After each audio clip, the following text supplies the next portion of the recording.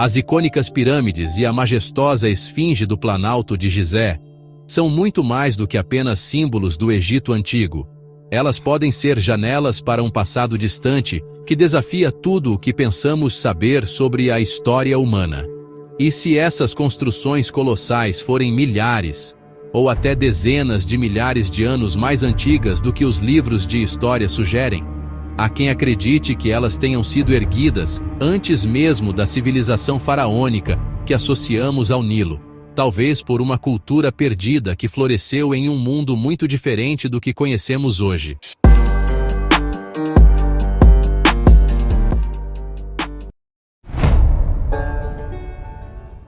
Imagine um tempo em que o deserto de Gizé não era uma vastidão de areia, mas uma terra verdejante cortada por rios ou até cercada por águas turbulentas. Essa ideia, embora ousada, está ganhando força entre pesquisadores que examinam pistas escondidas nas pedras. Um dos argumentos mais fascinantes é que o Planalto de Gizé carrega marcas de um passado aquático.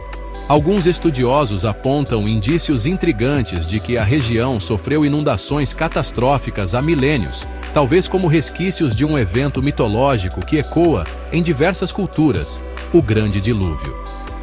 Observações detalhadas nas rochas revelam sinais de erosão que não parecem obra do vento ou da areia, mas de água em grande profundidade.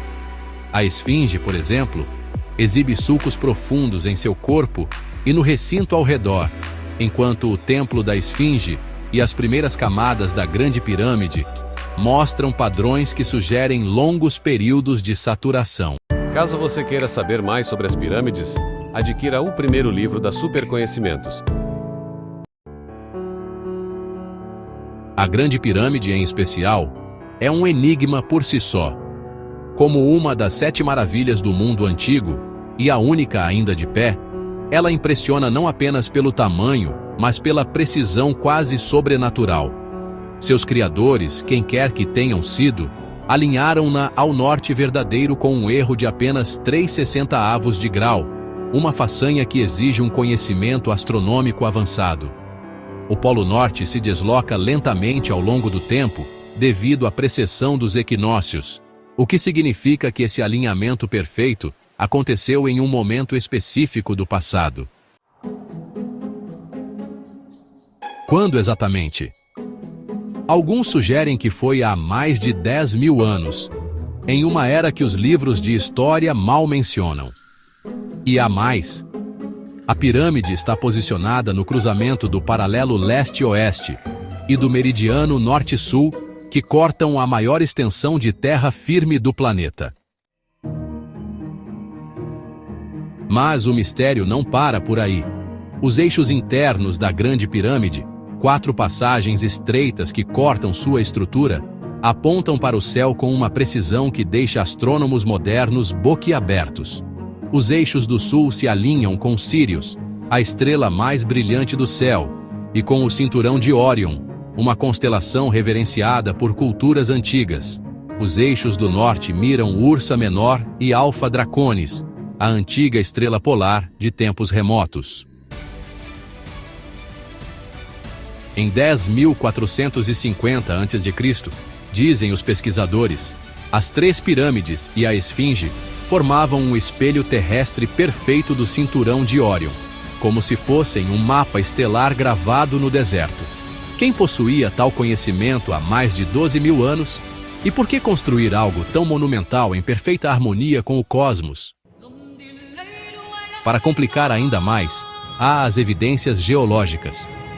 Robert Schoch, um geólogo americano e professor da Universidade de Boston, abalou o mundo acadêmico nos anos 90 ao propor que a esfinge é muito mais antiga do que os 4.500 anos atribuídos pelos egiptólogos tradicionais.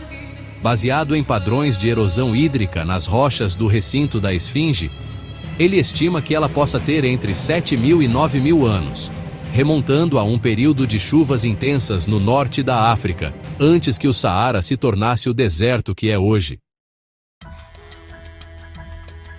Schoch sugere que essas marcas foram esculpidas por água, caindo em cascata ou subindo em ondas, um cenário bem diferente do clima árido que associamos ao Egito dos faraós.